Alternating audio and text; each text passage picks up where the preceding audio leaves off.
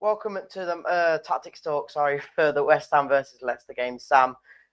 We did one last week. I was with Jamie. We spoke about the situation was before the Brentford game.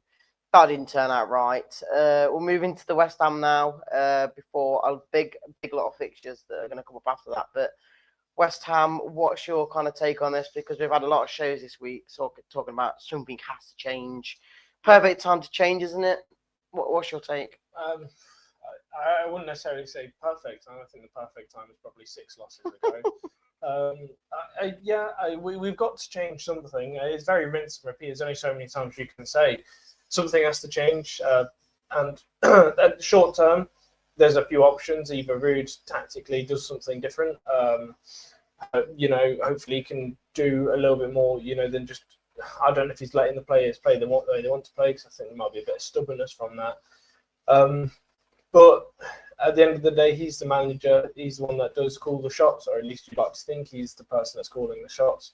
So he should really be going into the next, 12 games of the season, 11 games, saying, okay, how do we take every team on board and how do we get points against every game? Yeah, the first comment of the day says FFS, not AU. I'm not going to swear, but yeah, there's going to be probably going to be a lot of comments like that today. We'll get into the teams. I'll start with mine. And do you know what? We spoke about it last week. We didn't do it. I'm doing it this week. Stolicic. I'm sorry.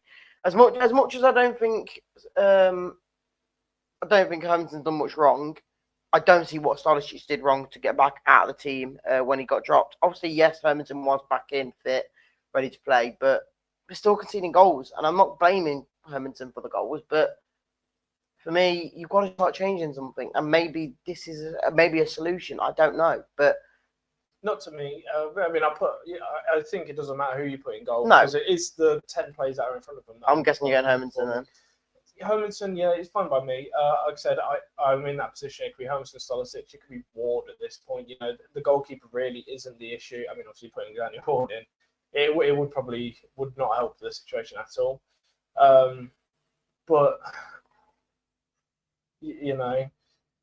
I don't know. I mean, LUFC Passioner says not really poor for backing Ruud. I mean, yeah, it's on about the club not backing him in January. We're not signing the players. I think a lot of fans are in two minds now. We're in a situation where do you sack Ruud and try something different, bring someone new in for the remaining games, or are we just going to accept that Ruud's going to take us into the Championship and hopefully get us back up next season? It's hard to tell. Yeah, Matthew here says easy win for West Ham. He's a West Ham fan. You can see his image. He is a West Ham fan. But it's going to be hard for both teams in a way. They've just beaten Arsenal. I don't think they expected to do that. But with how Arsenal are playing, we were close to getting a draw against them. So there's everything we can do. Yeah, Mike does say here. The big swing and a roundabout is Arsenal did just lose at home to West Ham. So they're going to be up to the brim in confidence, thinking if we can go and beat Arsenal away, we can play at home against Leicester City, no issues any day of the week, and rightly so. Really, it's the way we're playing and the way that they're playing. It shows you what.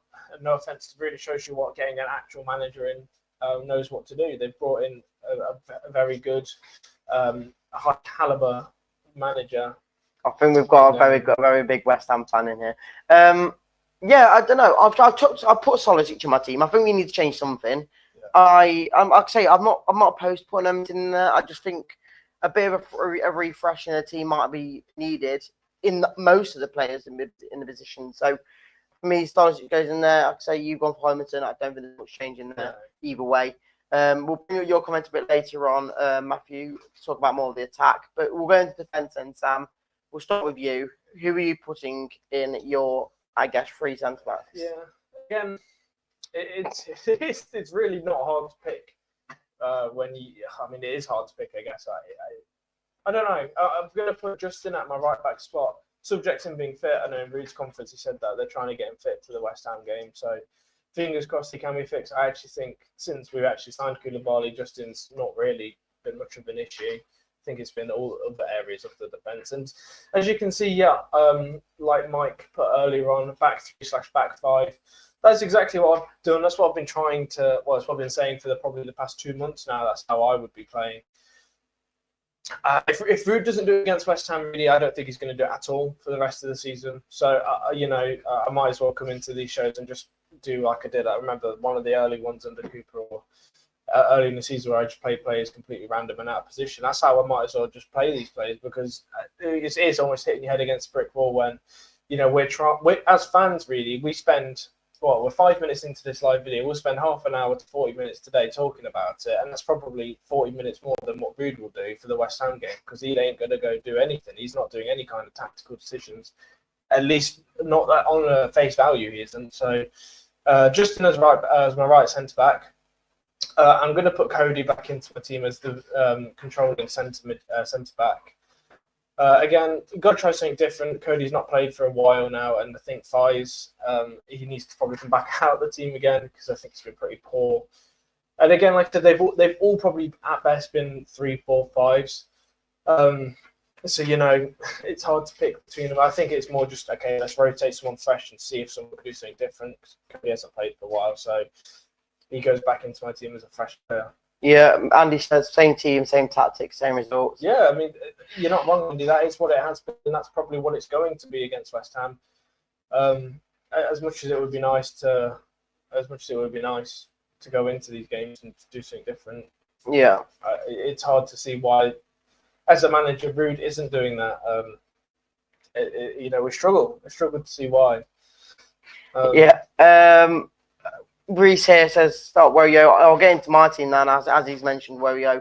For me, Woyo Koulibaly goes back in. I think since he's been in, yes, he got took off at half time against Brentford. I don't think he did too much wrong, and I don't think he's done much wrong since he's been in the team. So for me, Koulibaly goes back in.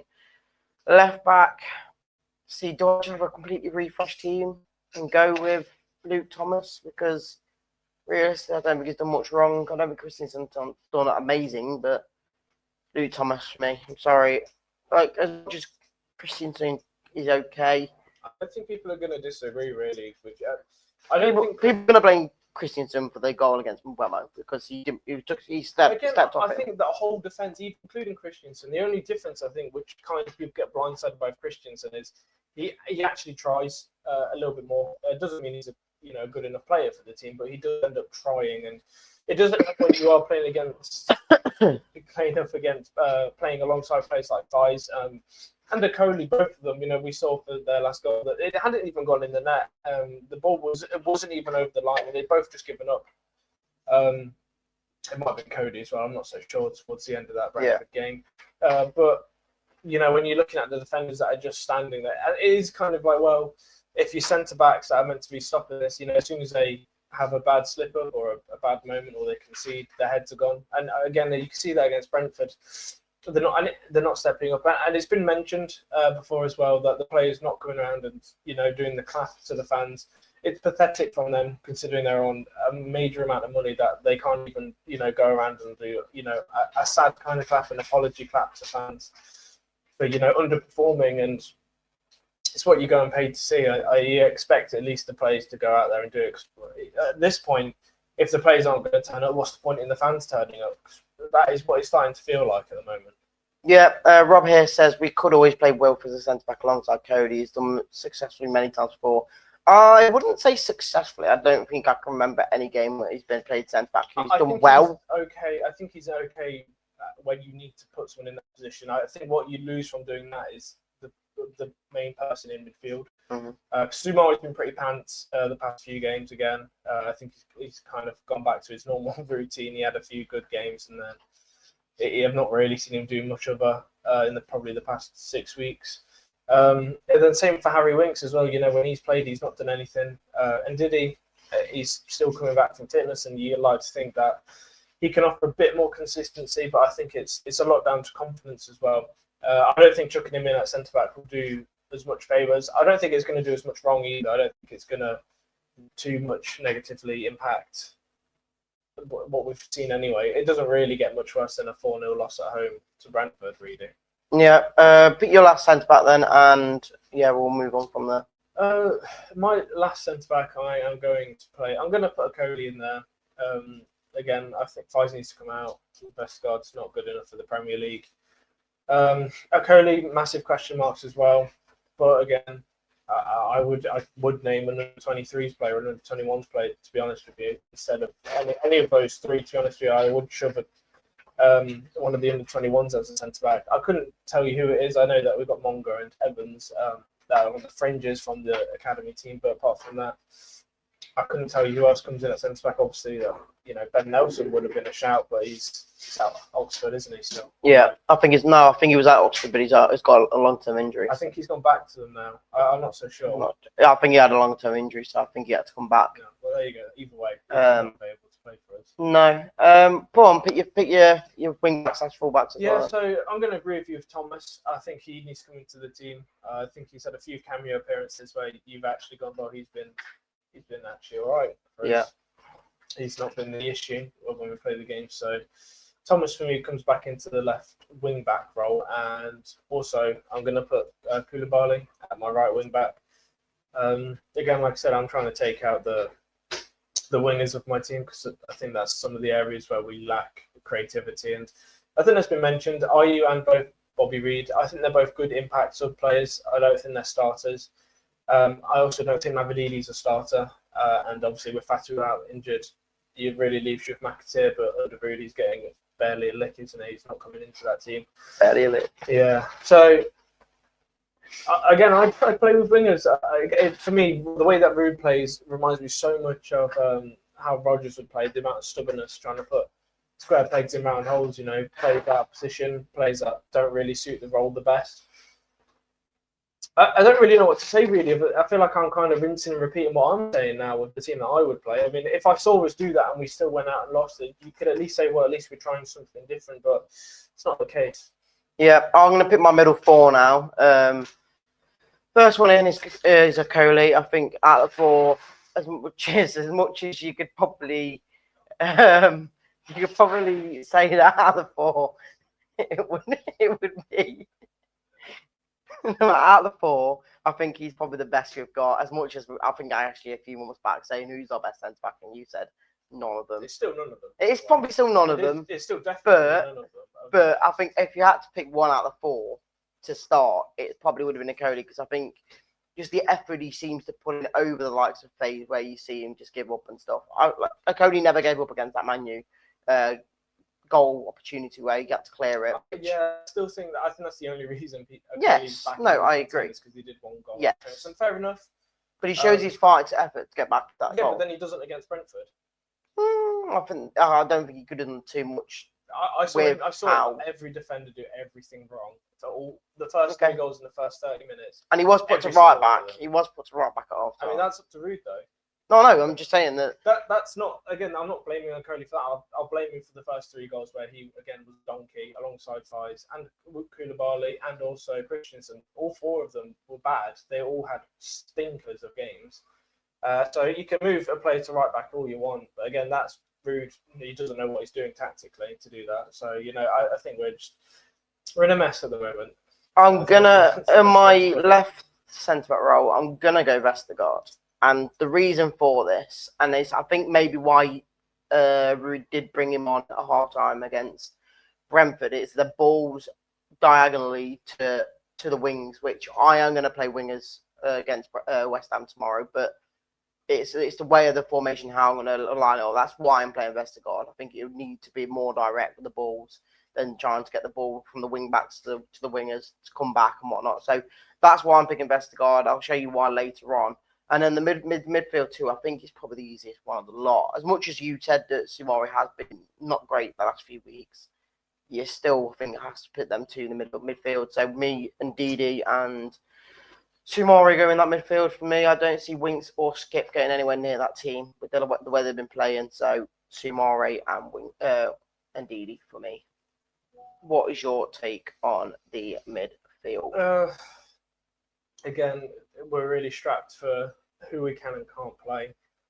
I'm going to change up a little bit. I'm going to put Ndidi in there. I think, again, he's a fairly captainish role. But I am dropping Samari because I think against Brentford he had a stinker of a game.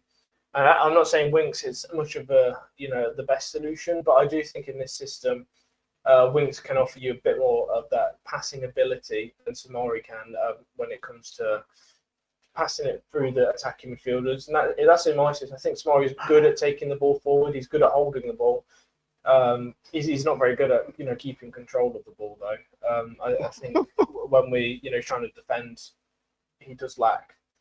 He does like that, and yeah. Mike says I'd start Hamza. Well, I wish we could, mate. I wish we could. Yes. So you're gonna go Winks in that. Yeah, I'm gonna put Winks in my team. I think he just offers more going forward, and I think one of our issues is because we're trying to retain that ball so much, and we're trying to pass it in our own half so much more than what we should be doing. Not necessarily does it cause mistakes, but it doesn't allow for any attacking threat because we don't offer anything inside the first 10 minutes. Against Brentford, I thought we did some decent balls. I thought there were some nice chances for Vardy to get on the end of it, which obviously didn't take those chances. We had one or two, but then after 15 minutes, we stopped doing that. We collapsed and Brentford caught us out many times on the counter-attack. And that is what it is. That's kind of just a rinse repeat of what it's been. That's how we've been playing and that's how we've been conceding. We don't really offer much different. And it would just be nice to see something a little bit different. Yeah, Reese here says, to be honest, we was under Ruud when we played West Ham last time, and it was a good game. Yeah, I think a lot of us in this office here said that it's the first time we saw us play a bit more direct, a bit more counter-attacking. We saw a clip of how we scored our first with El Canous and McAteer worked together to get that goal in, and it was completely different to how we watch us now. Like I say, because in my opinion, because of the AU and Bobby Reid starting spots, you don't really get that forward momentum going into the goal. We definitely played a lot differently, yes. Which I think helped. You've also got to remember West Ham were a mess when we played. Yes. They were not Graham Potter's West Ham, who were against Arsenal away. They're a team that they had 31 shots and didn't score. That said just get sacked in the morning, so their manager after winning against them. So that says a lot about what you needed to know about the West Ham then to the West Ham who we're going to face tomorrow night. It's going to be a completely different game. We'd be lucky, come away without a slapping if the we're playing how we play. I would kind of disagree and agree with Matt on this one. He says that, but you guys know West Ham should have won that game versus you. I don't think you should have. We were a lot more clinical, and the chances you had were half of them were just shots from outside the box. We defended well. We got blocks in, and I feel like we did deserve the win. But you should have took more of your chances. We've said, obviously, as a West Ham fan, you've probably experienced it. So we've said, well, like when we beat Bournemouth 1-0, we did well to hang on. And it's one of those things where if you don't take your chance at the end of the day, it doesn't matter if you think you should have won, you didn't win. That's what I said. That's been a lot of our issue this season. Yes, I've said that. A lot of fans have said we should have got something against Man City, maybe against Arsenal, but it's like, yeah, but we didn't. We lost 2-0 in both those games. So at the end of the day, it doesn't matter if we think we deserve to get something at the end of the game. You didn't get it. Just like you probably thought you should deserve to get something out of the West Ham game. You didn't. We didn't in a lot of games. And that's just how football goes. Unfortunately, you guys probably experienced it in the first half of the season, just like we have. But we experienced it for the rest of the season. Yeah. It's just how it is. I'll move into my attack then, and I think you could even tell which ones I'm going to go for. It's pretty simple. El Canous in the middle. He has to start. I think he's been probably my best player. As much as, yes, he's only 19 and he's not done too great. He's our only kind of creative option, I think, for me in the midfield.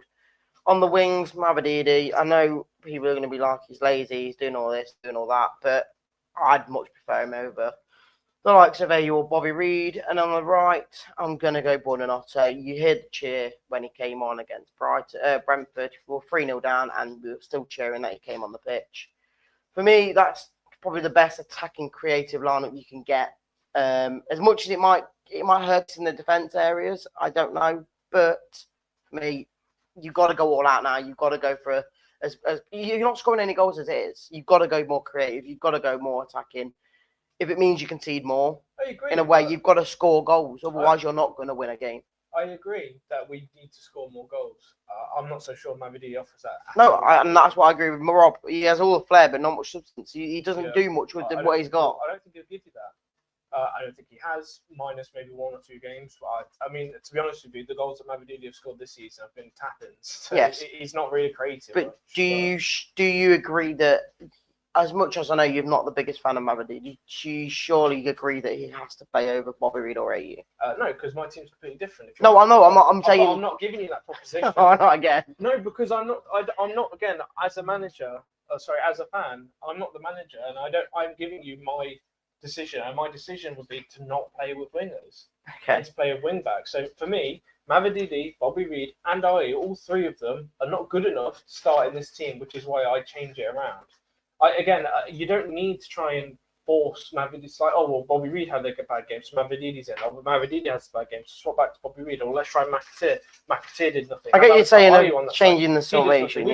We've done everything this season under the sun. We've played left wing, right wing. We've swapped them around. We've done everything. We've played every player. All of them have not been good enough this season. I will agree that I would go to your sort of system. It doesn't hurt to try it. I've kind of gone on the fact of we're gonna do it. We're gonna do what I've got here, regardless. It just depends what players start, because we are probably gonna go to a 4-2-3-1.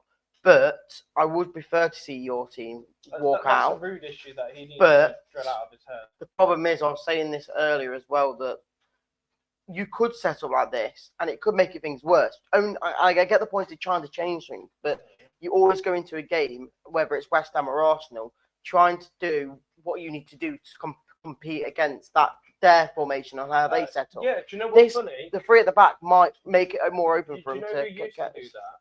Steve Cooper. He went into every game thinking, how can I get something out of these teams? And fans would moan that he was being too defensive, yet we got way more results. We conceded less goals, we scored more. But now under Ruud, that is not the case at all. We will play our own style of football. We will go into the West Ham game, and I agree. We'll go in there passive and passing football. That's how we will play, and we will concede 4 or 5 goals, and we won't score any, because that's what we do at the moment. OCFC DP says we'll concede 6 goals with that team. I'm guessing you're talking about my team. I get the point of people saying it's too attackive, but I'd rather try and go for a goal than concede none. I think to score none. If anything, mine's more attacking because I've got wing backs, and you're playing with. No, I get it. Yes. I've took out a defensive mid for attacking mid. I'm not saying mine's more attacking than yours. I'm just saying that maybe mine from how we have been playing with Bobby Reed and AU more defensive. But at the moment, we're not scoring a goal, so you've got to go out there and get some goals. You've got to change something though, because we've seen us play that way before, and we get nothing. Yes, no, I agree. You did all you're really doing, and it's fine. It's absolutely fine, and I think all that it's reinforcing is you just changing players like for like. You just replacing Bobby Reed for Mavididi. We're replacing crap for crap. That is what we're doing, basically. In a way, that's what we're doing. Bobby Reed and AU, for me, aren't great. but we are saying that, like you said, most of the season, when Mavididi plays, he's lazy. He doesn't want to do anything. I get the point of it. But the quality that they could have or can give you when they're playing well, for me... Never. I've not seen it. No, I know we haven't, but I'm saying... I'm saying the quality of Mavididi could be better easily. He's a championship 27-year-old. I know it is. I'm just saying that. That's why I said he's in the prime of his career, and he had a good season last year. That's why I said we're replacing crap for crap. It is. But there is no. We're replacing FaZe, who's crap, for Vestergaard, who at the moment is crap. You know what I mean? We can't do more. We've established we can't do much because you need centre backs. But we have also established that. In my team, you don't have to play without. No, I get it, but we know that under Ruud and under this style of football that Top has appointed in a way of we went for Enzo, then we went for Ruud. Yes, Steve Cooper was a different sort of manager before it, but we went for Ruud because of more of this system. How's that working out? I get it. I do get it. Rob here does say Vestergaard, Jesus, 9-0 incoming. Don't say that. But I agree. Right, Sam, we'll get into your last 3 positions. Yeah. We'll do your last 2, actually. We'll do your first 2, and then we'll both agree on a striker. Again, self-explanatory. El Canusa and Benante is my attacking mids. They're literally the only two players that offer any creative flair and style. And again, Ruud needs to pull his big boy pants on and start playing Buonanotte. No idea why he doesn't play him. I see reasons why. Why? I think the last couple of weeks or months he's been coming on, he's been losing the ball a lot. Yeah, he's been trying to. Yeah, I know he's trying to be a bit more Reedy. aggressive, but when he goes aggressive, he loses the ball. But he's the only player that tries when we're 3-0 down or 4-0 down. No, I agree. When you sub on someone like Buonanotte and we're already 3-0 down and all the players have given up, what's the point? Why play someone like Buonanotte who gives you so much energy, No, I get you. like Anthony Knockaert did?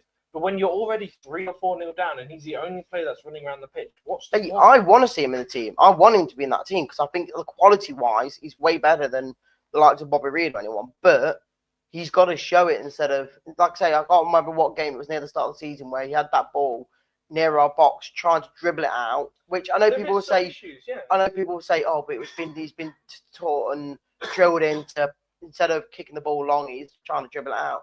That's more experience. That's more experience. You can't run out the ball with that. Done that. No, I get it. So the players have been told to play. No, I get that, but there's moments, but I think that was more youth and unexperience than. Sometimes in those situations, that's where I think Buonanotte does lack. But it's a mix of both because what's the excuse for Samari? He's not youthful. He's definitely got the experience. So what's his excuse for doing it? I think he does better than he doesn't, but that's just me. Again, I think at times off the ball he's not great. When he's off the ball, I don't. He's amazing, but when he's on the ball, I think he's a lot better than people think he is in a way. It's more of an example. Yes, I agree.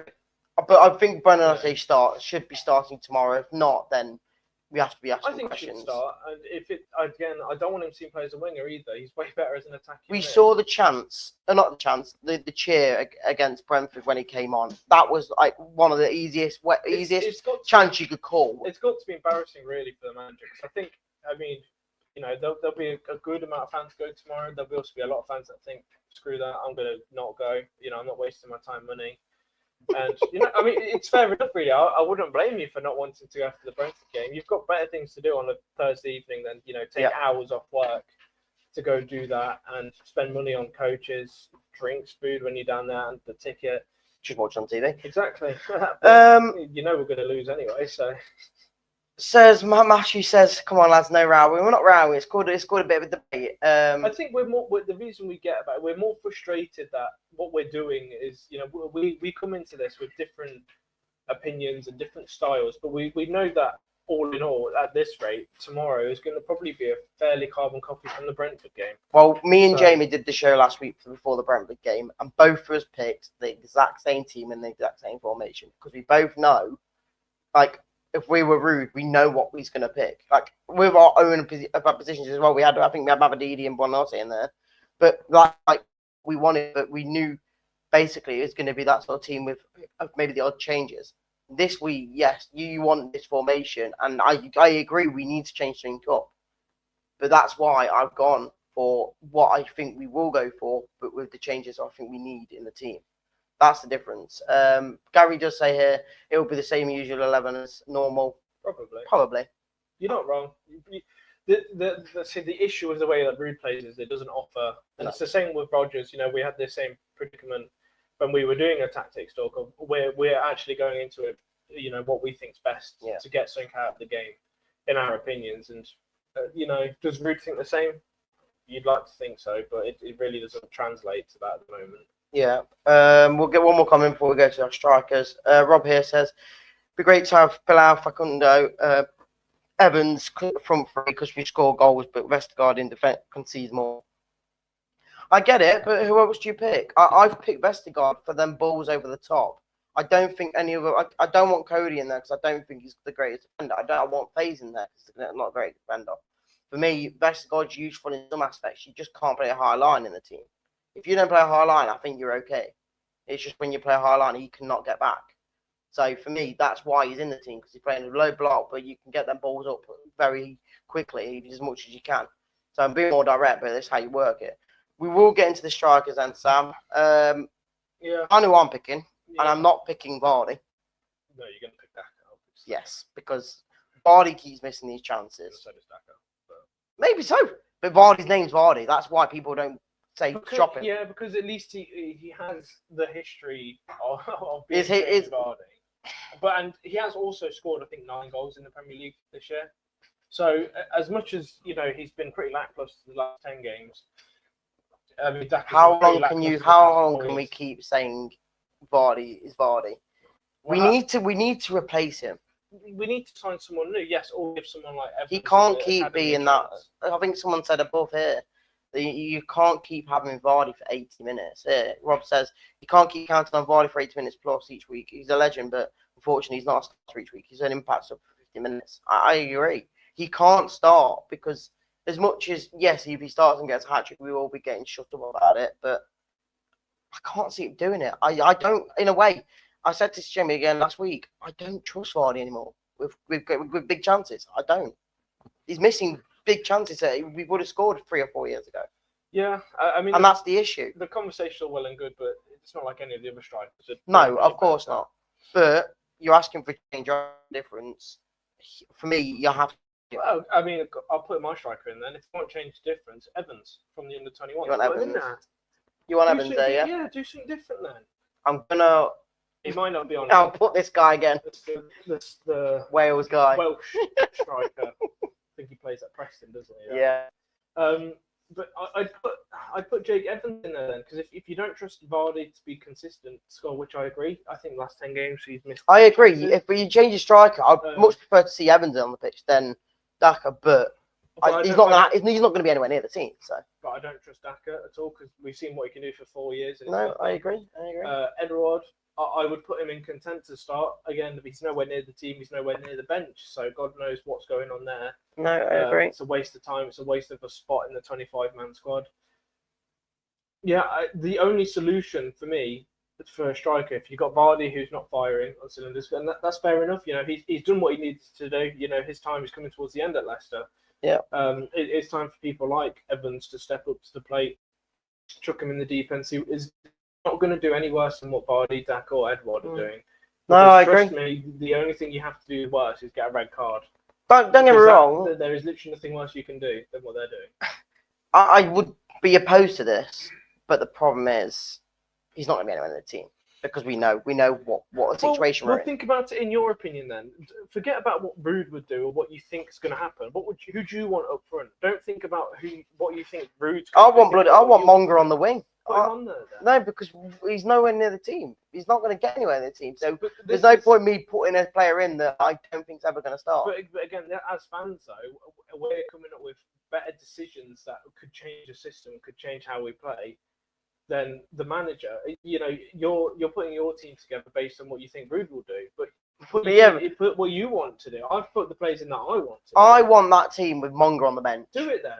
With Monger on the bench. Then, there you go. Put a little player in the bench. Put it in the bottom left corner. You can't. Monger's fits on there. The line builder, that's Monger for Reedy on the bench. But again, you've got to be more creative. You've got to have a team that you can do that. So but he's not going to be anywhere near the team. I just don't get it. So for me, it is what it is. Sam, before we do go, give me your score prediction and also first goal scorer, I guess. Oh, score prediction. I mean, my head, realistically, they've just beat Arsenal 3-0, 4-0, 5-0. Could be anything from there, really. Yeah.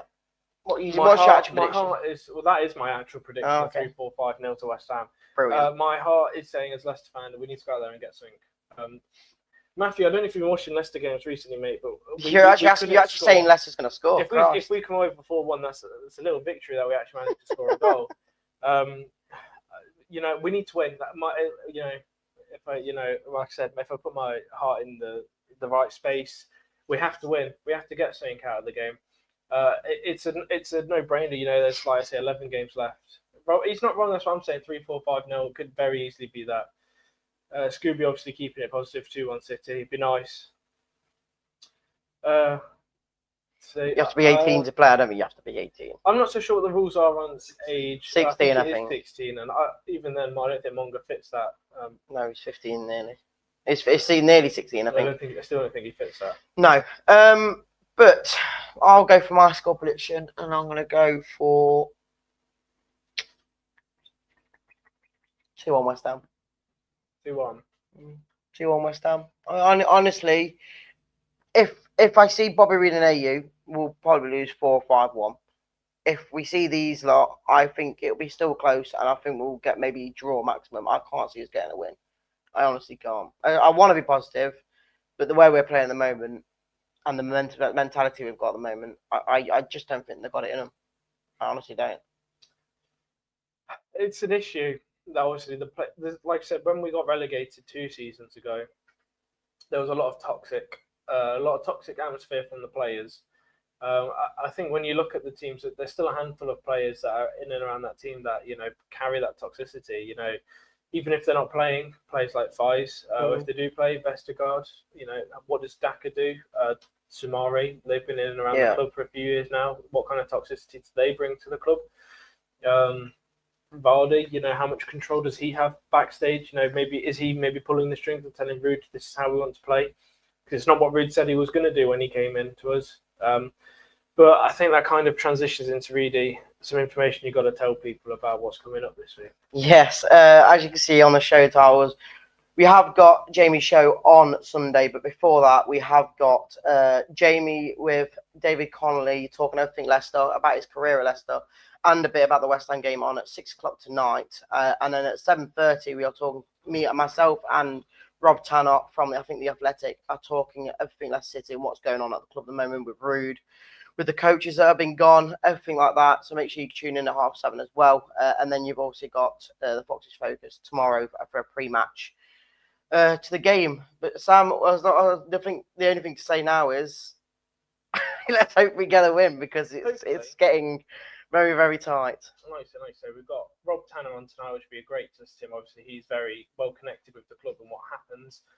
So it'd be great to have him on. So come and join us tonight to get a lot more information, insights from a person that's very close to the club. And it'd be great to see someone like Rob Tanner, a very trustworthy guy. So it'd be great to see you there tonight. Yes, appreciate all your comments, and we'll catch you all on the next show. See you in a bit.